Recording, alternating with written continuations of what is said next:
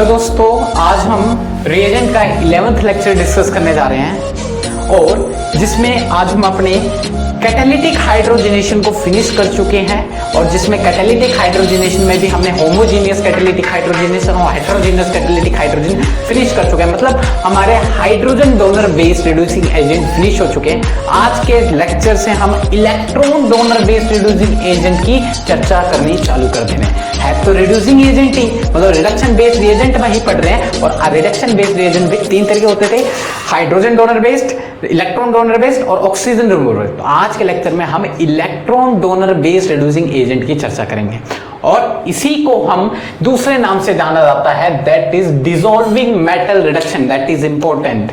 क्यों इसका नाम मेटल डिसॉल्विंग मेटल रिडक्शन पड़ा? क्योंकि उसके पीछे रीजन ये है क्योंकि यहाँ पर जो हीरो हैं वो सारे आपके मेटल्स हैं। क्या है भाइयों? मेटल्स हैं। यहाँ पर आज के लेक्चर में जो सभी के सभी मेटल्स आपके काम आएंगे। तो यहाँ पर मेटल का इंपॉर्टेंस ज्यादा पड़ता है। क्यों? क्योंकि नाम क्या है? Electron donor based reagent. Electron को डोनेट करने की एबिलिटी सबसे ज्यादा किसके पास होती है? मेटल्स के पास। और मेटल इलेक्ट्रॉन को डोनेट कर कैटायन फॉर्म करते हैं, तो इलेक्ट्रॉन डोनर हुए नहीं हुए। तो मेटल की चर्चा यहाँ पर ज्यादा होगी क्योंकि नॉन मेटल्स का तो यहाँ बात आएगी नहीं, नॉन मेटल की इंपॉर्टेंस नहीं है। इसलिए metal dissolving reduction, metal dissolving metal reduction को नाम बात करते हैं। तो यहाँ पे ये जो है, इसको चालू करने से पहले जो भी वीडियो देख रहा है, जो न्यू स्टूडेंट है, प्लीज लाइक सब्सक्राइब शेयर जरूर कर देना और कमेंट करके बताना लेक्चर कैसा लगा। ठीक है भाइयों, चालू करते हैं। देखिए भाइयों, तो बेसिक इंट्रोडक्शन की आज बातें करेंगे और जैसा कि मैंने आपको बताया, मेटल एक्ट करेंगे यहां पर रिड्यूसिंग एजेंट की तरह। और ये जो मेटल एक्ट करेंगे ये रिड्यूसिंग एजेंट की तरह तभी करेंगे जब इनको कुछ ना कोई चीजें आप लालच दोगे। सॉल्वेंट की प्रेजेंस में रिएक्शन होगी, मतलब मेटल रिड्यूसिंग एजेंट की तरह एक्ट करेंगे सॉल्वेंटों के साथ। तो यहां पर मेटल और सॉल्वेंट का इंपॉर्टेंस खड़ा हो जाता है। मतलब आपके पास जो रिएजेंट होंगे उनके पास मेटल भी होंगे, साथ में सॉल्वेंट भी होंगे। तो मेटल और सॉल्वेंट। अभी बात आती है अपने रिएजेंट कौन कौन से होंगे, उन सभी को देखेंगे। आज के लेक्चर में बस इतना होगा कि आज हम देखेंगे कौन कौन सी हमें रिएक्शन पढ़नी है, कौन कौन सी नेम रिएक्शन आएंगे, रिएजेंटो बेस्ड नेम रिएक्शन की आज चर्चा हो जाएगी कि कौन कौन सी रिएजेंटो बेस्ड। मतलब आज हम क्लासिफिकेशन कर रहे हैं, कल से एक एक लेक्चर सेपरेटली इनके ऊपर डिस्कस होंगे। तो आज का काम है इंट्रोडक्शन और क्या क्या चीज पढ़ना है electron donor based reducing agent में और डिसॉल्विंग मेटल रिडक्शन में। तो एक एक करके स्पेसिफिक लेक्चर बनेंगे, टेंशन ना ले। पर भाइयों टाइम लगेगा, लंबा लेक्चर बनेगा, कोई दिक्कत नहीं है, पर मेन काम है कंटेंट। भले ही इंट्रोडक्शन में हम टाइम लगा रहे हैं, भाई इंट्रोडक्शन पढ़ने से पता चल जाता है पढ़ना क्या है, कितना पढ़ना है, सफिशिएंट क्या है, कितने जैम वाले बच्चों को पढ़ना है, कितने नेट वालों को पढ़ना है। तो ये स्पेसिफाई हो जाता है क्योंकि जैम और नेट वाले एक साथ ही लेके चलना है ना भाई सभी को। तो चालू करते हैं। तो यहाँ पर मेटल और सॉल्वेंट की इंपॉर्टेंस खड़ी हो जाती है। तो यहाँ पर ये जो सॉल्वेंट है वो सॉल्वेंट एक जरिया है, मतलब एक मीडियम है जो मेटल और सबस्ट्रेट एक दूसरे से कनेक्टेड होते हैं। मतलब यहाँ सॉल्वेंट एक मीडियम का काम करता है जिससे मेटल और सबस्ट्रेट की मुलाकात हो सकती है भाइयों। तो सॉल्वेंट का होना बड़ा ही इंपॉर्टेंस है। अब बात आती है मेटल कौन कौन से यूज करेंगे, सॉल्वेंट कौन कौन से यूज करेंगे। तो आ जाते हैं। यहाँ पर आपके पास मेटल तीन तरह के आप यूज कर सकते हो, that is alkali metal, alkali earth metal और ट्रांजिशन मेटल की चर्चा करेंगे। तीन तरह के तो मेटल होते हैं, alkali metal, alkali earth metal और ट्रांजिशन मेटल। तो अल्कली मेटल में कौन कौन से स्पेसिफिक मेटल को लेकर चलोगे, that is lithium, sodium, potassium. ठीक है। और अल्कली अर्थ मेटल ये एस ब्लॉक एलिमेंट है आपके और ये आपके डी ब्लॉक एलिमेंट्स आ गए। ठीक है। और यहाँ मैग्नीशियम और कैल्शियम की चर्चा होगी और यहाँ जिंक और टाइटेनियम और एक और इंपॉर्टेंट मेटल की डिस्कशन करेंगे जैसे एल्यूमिनियम। तो ये सारे आपके मेटल्स होंगे। और सॉल्वेंट आपके कौन कौन से हो सकेंगे, दो तरह के सॉल्वेंट हमने डिस्कस किए थे, पोलर प्रोटिक और polar aprotic solvent. Polar protic solvent में हम कौन कौन से सॉल्वेंट को लेकर चलेंगे, लिक्विड अमोनिया को लेकर चलेंगे, वाटर लेकर चलेंगे, अल्कोहल लेकर चलेंगे, अमाइन लेकर चलेंगे और HCl और एसिड का यूज करेंगे जिसमें प्रोटॉन रिलीज होते हैं, पोलर प्रोटिक सॉल्वेंट। ठीक है। और अप्रोटिक सॉल्वेंट में बेसिकली हम सबसे ज्यादा पढ़ने वाले हैं ज़ाइलिन को। ठीक है। अब ये दोनों का कॉम्बिनेशन से एक रिएजेंट तैयार होंगे और वो कॉम्बिनेशन है ये रे। ठीक है। कॉम्बिनेशन कौन कौन से हमें डिस्कस करने हैं, ये कॉम्बिनेशन जब पढ़ लेंगे आपके रिएजेंट स्पेसिफाई हो जाएंगे। फिर इन रिएजेंट किस किस पे एक्ट करेंगे, किस पे अटैक मारेंगे, किसको रिड्यूस करेंगे, उसकी बात कर लेंगे। ठीक है भाइयों। तो कॉम्बिनेशन है, देखो सोडियम ले लिया, लिक्विड अमोनिया के साथ, लिथियम ले लिया लिक्विड अमोनिया के साथ, पोटेशियम ले लिया लिक्विड अमोनिया के साथ। That combination is a birch reagent. Birch reagent का काम करती है और बिर्च रिएजेंट बहुत ही इंपॉर्टेंस है और ये आगे चल के आपके क्या करेंगे, बिर्च रिडक्शन का काम करेंगे। और ये क्या है भाइयों, एक नेम रिएक्शन की तरह रिएजेंट बेस्ड नेम रिएक्शन की चर्चा यहाँ पर चालू हो जाती है। तो आपको यहाँ पता चल जाएंगे कौन कौन से रिएजेंट बेस्ड नेम रिएक्शन पढ़ना है, जो मैंने नेम रिएक्शन में छुड़वा दिया था। मैंने बोला था रिएजेंट जब पढ़ाऊंगा तो वहाँ जो नेम रिएक्शन होंगे उनको कवर कर देंगे, टेंशन मत लें। जो आपकी नेम रिएक्शन की सीरीज है उसमें मैं ये लेक्चर को जोड़ता जाऊंगा जो रिएजेंट बेस्ड नेम रिएक्शन है। जैसे इंटरमीडिएट बेस्ड नेम रिएक्शन जोड़ दिए थे हमने, ऐसे रिएजेंट बेस्ड नेम रिएक्शन जोड़ देंगे और कुछ मिसलेनियस नेम रिएक्शन उनको भी कनेक्ट करूंगा, टेंशन ना ले, चालू करें। और कौन से, अब देखो सोडियम और ज़ाइलिन ले लिया, मैग्नीशियम और ज़ाइलिन ले लिया, एल्यूमिनियम और ज़ाइलिन ले लिया और टाइटेनियम और ज़ाइलिन ले लिया। यहाँ पर क्या होता है ना, कुछ मॉडिफिकेशन का यूज करना पड़ता है। आपको मैग्नीशियम और ज़ाइलिन ऐसे नहीं मिलेगा, आपको मिलेगा मैग्नीशियम अमलगम के साथ और ज़ाइलिन, एल्यूमिनियम भी मिलेगा आपको अमलगम के साथ और ज़ाइलिन मिलेगा, और टाइटेनियम थोड़ा अलग फॉर्म में मिलेंगे। थोड़ा आपको टाइटेनियम क्लोराइड मतलब सॉल्ट लेना पड़ेगा और साथ में आपको पोटेशियम लेना पड़ेगा और ज़ाइलिन लेना पड़ेगा। तो ये तीन आपको मॉडिफिकेशन है इस रिएजेंट की, आपको ये मिलेंगे, ये नहीं मिलेंगे। क्यों मिलेंगे? अमलगम का यूज़ क्यों किया? अमलगम का यूज़ इसलिए किया, ये थोड़ा ना इसकी कैटालिटिक पावर को रिड्यूस करता है। आगे अभी इसकी बात करेंगे क्यों यूज़ किया, ठीक है। ये मॉडिफिकेशन है ऐसे इन सभी में।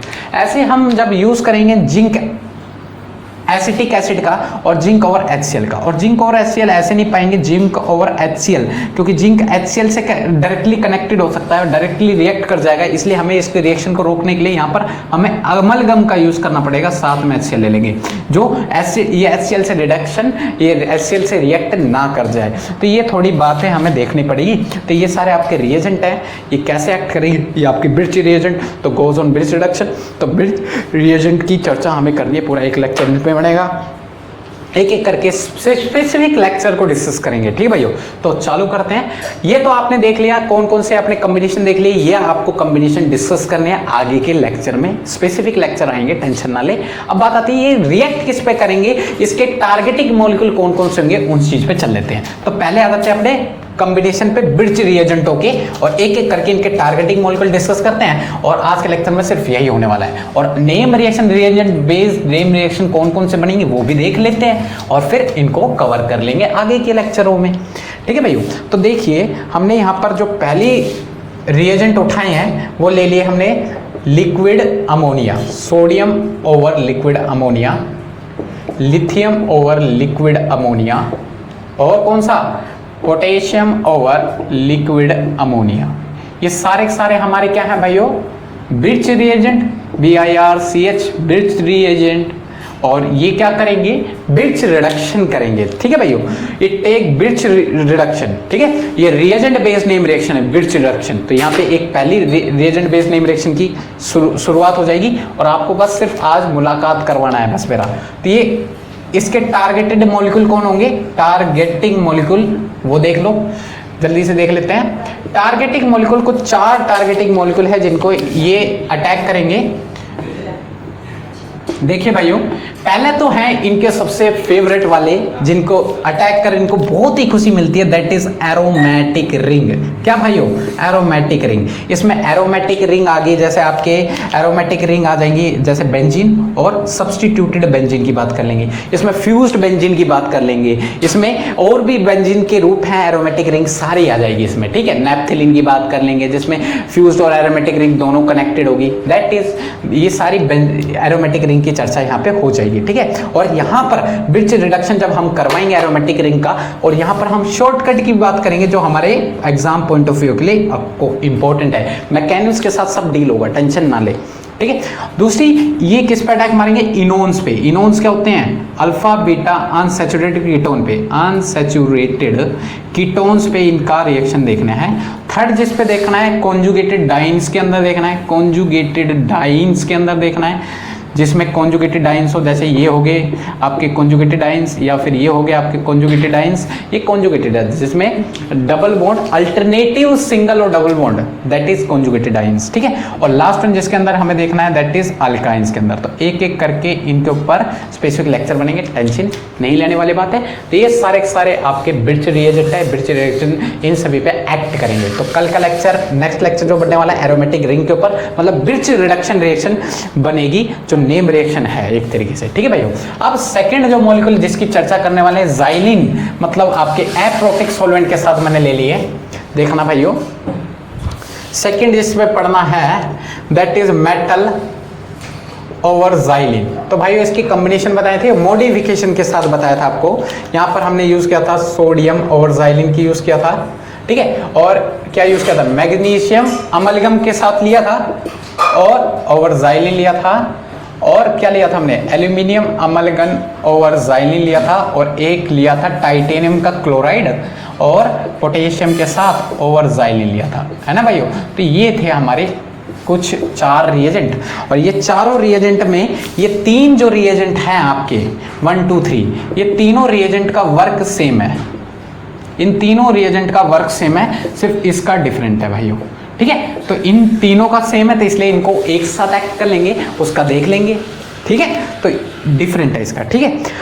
ये तीनों रिएजेंट क्या काम करते हैं, ये कपलिंग रिएक्शन में पार्टिसिपेट करते हैं। कपलिंग रिएक्शन, जिसमें कपलिंग रिएक्शन कौन कौन सी होगी वो देख लेंगे, ठीक है। इसमें अभी मैं बताऊंगा ये कपलिंग रिएक्शन में पार्टिसिपेट करते हैं। अभी ये रिएजेंट उठाए, अब ये किस किस पे एक्ट करेंगे, इनका एक्ट टारगेटिंग मॉलिक्यूल कौन कौन से होंगे और किस मॉलिक्यूल होंगे कपलिंग रिएक्शन बनाएंगे। वो कपलिंग रिएक्शन कौन कौन सी होंगी, वो एक होगी आपकी पिनाकोल सिंथेसिस रिएक्शन, एक होगी आपकी अस्लोइन कंडेंसेशन रिएक्शन, एक होगी आपकी मैकमरी कपलिंग रिएक्शन। ये 3 कपलिंग रिएक्शन यहाँ कवर हो जाएंगे। अभी बताऊंगा कौन कौन सी कैसे कैसे कपलिंग रिएक्शन होगी और क्या क्या कपलिंग रिएक्शन किसके साथ होगी, मतलब टारगेटेड मॉलिक्यूल के साथ बताऊंगा, ठीक है। तो यहाँ पर कपलिंग रिएक्शन मिल जाएगी, या इसको हम बोलते हैं रिड्यूसिंग कपलिंग रिएक्शन।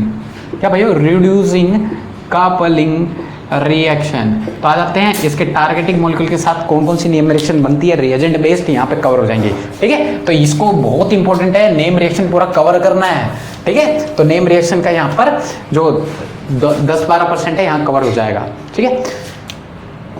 पहले इसका जो टारगेटिंग मॉलिक्यूल की बात करूं, टारगेटिंग मॉलिक्यूल और कौन सा रिएजेंट इससे एक्ट करेगा वो देख लेंगे, ठीक है। तो पहला जो टारगेटिंग मॉलिक्यूल है इसके अल्डिहाइड और कीटोन है, अल्डिहाइड और कीटोन होंगे।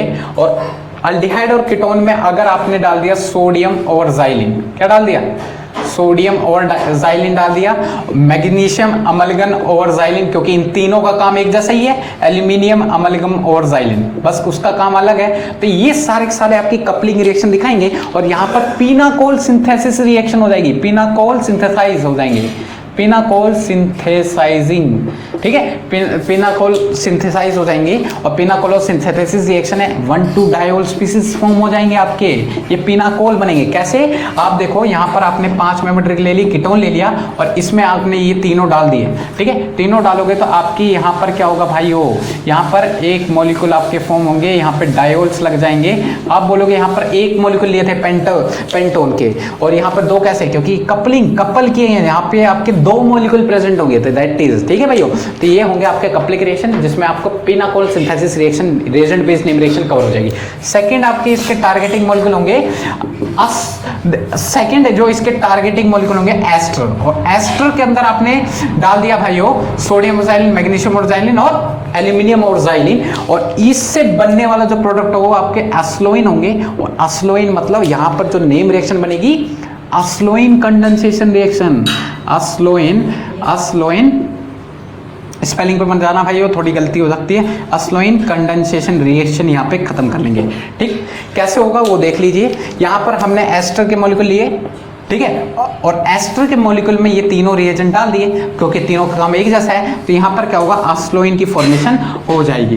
देखिए भाइयों अस्लोइन कैसे दिखते हैं वो भी देख लो, आपके देखना RH और यहाँ OH, दैट इज द अस्लोइन, ठीक है। तो यहाँ पे इसके भी 2 मॉलिक्यूल लेने पड़ेंगे, इसके भी 2 मॉलिक्यूल लेने पड़ेंगे, नहीं लेने पड़ेंगे, ऑब्वियस बात है लेने पड़ेंगे। तो इसके भी, क्योंकि कपलिंग रिएक्शन होगी तो ये आस्लोइन कंडेंसेशन रिएक्शन की बात करेगी। और थर्ड लास्ट जो इसके टारगेटिंग मॉलिक्यूल है दैट इज कौन है, अल्डिहाइड और कीटोन की रिएक्शन। ये तो 2 इन तीनों का काम था। अब तीसरा जो एक टाइटेनियम क्लोराइड है ना, उसका इंपॉर्टेंस पड़ जाता है यहाँ पर। टाइटेनियम क्लोराइड TiCl3+K और जाइलिन, ये एक्ट करते हैं एल्डिहाइड और कीटोनों पे, एल्डिहाइडो और कीटोनों पे। और जब ये एक्ट करते हैं तो आपके यहाँ पर क्या होते हैं, ये अल्कीन की फॉर्मेशन कर देते हैं। और दैट अल्कीन की फॉर्मेशन इज मैकमरी कपलिंग रिएक्शन। क्या भाइयों, मैकमरी कपलिंग रिएक्शन। तो यहाँ पे मैकमरी कपलिंग रिएक्शन की फॉर्मेशन होती है। और देखिए यहाँ पर कैसे होता है वो चीज़ देख लीजिए। आपके पास यहाँ पे कीटोन होंगे, वो भी 2 मॉलिक्यूल लेने पड़ेंगे, कपलिंग करवानी है। तो यहाँ पर आपके फॉर्मेशन जो होगी वो अल्कीन की फॉर्मेशन हो जाती है। ठीक है, तो ये मैकमरी कपलिंग रिएक्शन यहाँ पे कवर हो जाएंगे। ठीक है, तो आ जाते हैं आप एक और जिसमें हम रिएजेंट को लेकर चल रहे थे। थर्ड रिएजेंट जो है जिसमें जिंक और एसिटिक एसिड की बात आती है, थर्ड रिएजेंट जिसमें जिंक और एसिटिक एसिड की बात आ जाती है, या जिंक और Hg और HCl की बात आ जाती है। और इसी में ही है जिंक एसिटिक एसिड और जिंक, ये इसी में कवर हो जाएंगी। और यहाँ पर जो यूज करेंगे लिथियम, और ये आपकी लिक्विड अमोनिया है, लिक्विड अमोनिया का भी यूज हो जाएगा, लिक्विड अमोनिया का यूज हो जाएंगी। और साथ में लिक्विड अमोनिया के साथ एक और रिएजेंट का यूज करेंगे दैट इज लिथियम R2NH। ये 2 रिएजेंट का काम एक साथ करेंगे और देन इसका काम अलग करेंगे। तो ये जो है, पहले इसकी बात कर रहा हूं मैं, ये जो एक्ट करेगा किस पे एक्ट करेगा, इट एक्ट ऑन, मतलब इसके टारगेटिंग मॉलिक्यूल हैं ये कीटोन। और कीटोन के अल्फा पोजीशन पे कोई लिविंग ग्रुप होना चाहिए, कीटोन के अल्फा ग्रुप में कोई लिविंग ग्रुप होना चाहिए। वो लिविंग ग्रुप हो सकता है क्लोरीन OTS ग्रुप भी हो सकता है आपका, और OAC ग्रुप भी हो सकता है, एसीटेट ग्रुप भी हो सकता है। अगर आपने जिंक और एसिटिक एसिड डाल दिया, ये सिर्फ इसी के टारगेटिंग मॉलिक्यूल बता रहा हूं, ये लिविंग ग्रुप लीव हो जाएगा बस, और हाइड्रोजन आके इस पे ऐड हो जाएंगे, देन आपके कीटोन की फॉर्मेशन हो जाएगी।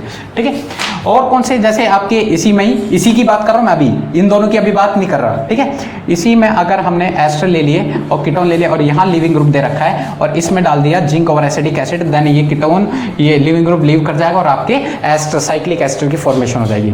थर्ड जो इसमें देखना है क्या है, देखो दोनों पोजीशन पे आपके एक्स ग्रुप लग रहे हैं, तो आपको सिंपली ये डाल दिया तो आपके दोनों लिविंग ग्रुप हट जाएंगे और यहाँ पर कीटोन की फॉर्मेशन हो जाएगी। ठीक है, तो ये सारे काम हो जाएंगे। और इन दोनों का काम अब देख लेते हैं, इन दोनों का काम क्या है। इन दोनों का काम में जो आपके हैं, ये तो भाइयों जैम वालों को कवर करना है, और ये भाइयों नेट वालों को देखना है। नेट वालों के लिए इंपॉर्टेंस ज्यादा पड़ जाती है, और नेट वालों ने इसे पढ़ा भी होगा, नेट और गेट वालों को। ठीक है भाइयों, तो देखिए भाइयों, पहला इसका काम बता रहा हूं, किसका, देखना। ठीक है, पहला इसका काम बता रहा हूं, लिथियम अमोनिया, लिक्विड अमोनिया का। अगर ROBN ले लिया और इसमें आपने ये डाल दिया लिथियम अमोनिया, लिक्विड अमोनिया, ठीक है, तो ये किस में चेंज कर देगा, यहां से BN ग्रुप का लीव हो जाएगा, हाइड्रोजनोलाइसिस हो जाएगी, देन ये बन जाएगा। ठीक है, RSBN ले लिया, RSBN ले लिया, ये हट जाएगा, OH में कन्वर्ट हो जाएगा, SH में कन्वर्ट हो जाएगा। ठीक है, RNHBN ले लिया तो ये हट जाएगा, R अमाइन में कन्वर्ट हो जाएगा। तो ये काम है लिक्विड अमोनिया का, जो जैम वालों को कवर करनी थी, ये कवर भी कर चुके हैं थोड़ा बहुत। और जो ये इसका काम है वो है भाइयों क्लीवेज ऑफ विनाइल। देखो इंपॉर्टेंट है, cleavage of vinyl phosphine, phosphoester, vinyl phosphoester का क्लीवेज करता है, और अराइल फोस्फोएस्टर, दोनों अराइल फोस्फोएस्टर का क्लीवेज करता है। तो 2 तरह के एस्टरों की क्लीवेज करता है, विनाइल फोस्फोएस्टर और अराइल। तो विनाइल पोजीशन क्या होती है, डबल बॉन्ड वाले ही कार्बन पे कोई एस्टर लग जाए, वो भी फोस्फोएस्टर, तो फोस्फोरस के साथ आपको दिखाना पड़ेगा। और इसमें ये रिएजेंट डाल दिए तो आपका ये क्या कर देगा, क्लीवेज कर देगा। और अगर आपने अराइल ले लिया, अराइल बेंजीन रिंग से अटैच होगा कोई एस्टर फोस्फो, और उसमें डाल दिया तो आपके क्या होंगे वो चीज़ आपको कवर करनी है, उसका जो रिडक्शन होगा वो देखना है। तो आज ये पूरा है लेक्चर जिसको हमें कवर करना है। ये डिसॉल्विंग मेटल रिडक्शन में हमने कई सारे नेम रिएक्शन देखे, 4 से 5 नेम रिएक्शन यहाँ कवर हो जाएगी, बाकी और नेम रिएक्शन होंगे उनको देख लेंगे। और ये सारे आपको ये लेक्चर को एक एक करके स्पेसिफिक लेक्चर बनने वाले हैं, टेंशन ना लें, बस आप हमारे साथ जुड़े रहें। बस छोटा सा लेक्चर था, इंट्रोडक्शन देख लो तभी पता रहेगा। क्लासिफिकेशन पढ़ने से मजा अलग आता है, अलग वे चलता है, टेंशन खत्म हो जाती है, झिझक नहीं होती भाई पढ़ना कितना है क्या चीज़ है। और फ्लो चार्ट बनाते रहो, टेंशन ना लो। एंड में मैं एक फ्लो चार्ट की सीरीज लेकर आऊँ जिसमें शॉर्ट रिव्यू देंगे आपको रिएजेंट होगा, टेंशन ना ले। और समझ में आ रहा है, कंटेंट अच्छा लग रहा है भाइयों कि कुछ चल रहा है नेटवर्क गेट वालों के लिए और जैम वालों के लिए तो पूरा कवरेज मिल रहा है, तो आपको कहीं जाने की जरूरत नहीं। जैम DU BHU वालों को तो पूरा कवरेज मिल रहा है, नेटवर्क गेट वालों को थोड़ी सी कमी रह जाती है, वो आपको मेरे को बता देना है क्या कमी रहेगी और अपने सिलेबस के अकॉर्डिंग और क्वेश्चन प्रैक्टिस पर ध्यान देना है। तो आज के लेक्चर में कितना काफ़ी है, समझ आ रहा हो तो लाइक सब्सक्राइब शेयर जरूर कर दो यार भाइयों, कहने की जरूरत ही नहीं पड़नी चाहिए अब तो।